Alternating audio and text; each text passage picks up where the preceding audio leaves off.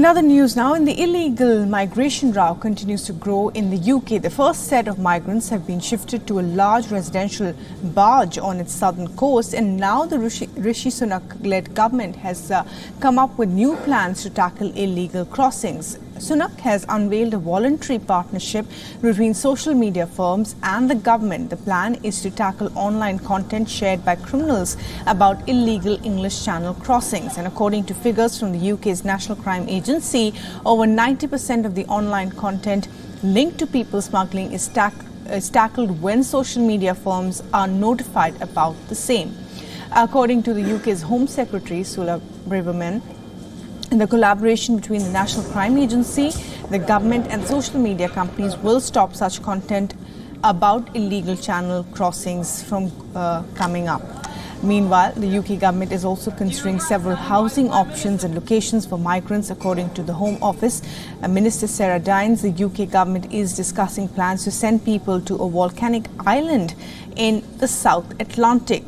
She also added that the proposal to send people to Ascension Island could replace the Rwanda plan if the government's plan fails.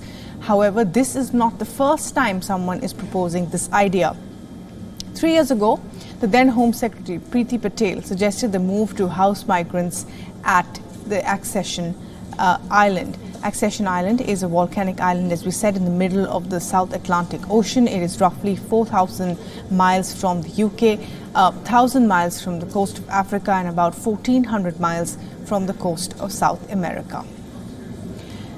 And for more on this, our correspondent Alex Izad has sent us this report. About 15 people boarded the Bibby Stockholm yesterday, and as they went on board there was huge support from charities who were against the housing of migrants on that particular barge. But around 20 others who were meant to go on board refused. However, the government isn't going to be soft on those who refuse, and they have until today to take up the offer or be refused alternative accommodation. Now, we don't know whether or not that means that that person would be homeless or what's the situation going to be, but charities are saying that those who object should be able to, and they should be getting legal advice. But there'll be many people asking, well, who's paying for it and where will they stay in the meantime, and will the taxpayer have to pay for this eventually? It does feel like all of these questions are yet to be answered. The government is trying to at least house some of those asylum seekers in the barge, and eventually there will be 500 that will be held down the south coast of the UK. This is Alex Izard reporting from London for WION. World is One. WION is now available in your country. Download the app now and get all the news on the move.